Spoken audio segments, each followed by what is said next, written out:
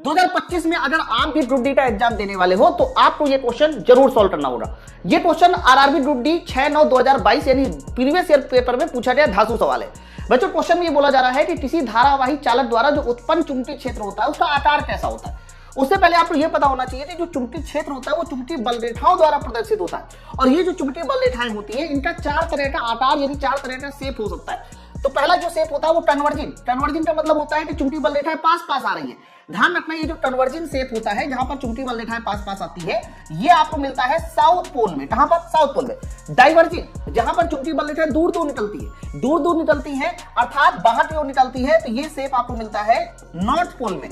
तीसरा होता है पैरेलल लाइंस। बच्चों जो पैरेलल लाइंस होती है वो चुंबकीय क्षेत्र हमें या तो चुंबक के अंदर मिलता है या जो हमारा सोलेनॉइड होता है जिसको धारावाही पन्नालिका बोलते हैं उसके अंदर मिलता है। तो ध्यान रखना जो पैरेलल चुंबकीय क्षेत्र होता है हमारा वो कहां पर मिलता है तो मेरे भाई वो मिलता है हमें चुंबक के अंदर। एक और चीज इसमें लिख लेना धारावाही परिनालिका। क्या लिख लेना? धारावाही पन्नालिका।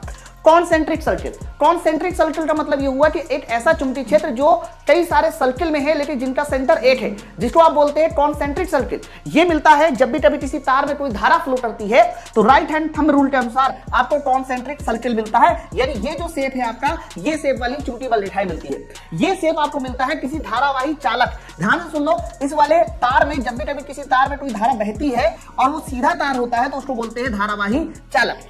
तो क्वेश्चन ये था कि किसी धारावाही चालक में चुंबकीय बल रेखाएं कैसी होती है तो इसका सही आंसर जाएगा मेरे भाई कॉन्सेंट्रिक सर्किल के साथ। कैसा लगा कॉन्सेप्ट नीचे मुझे कमेंट सेक्शन में जरूर बताएं।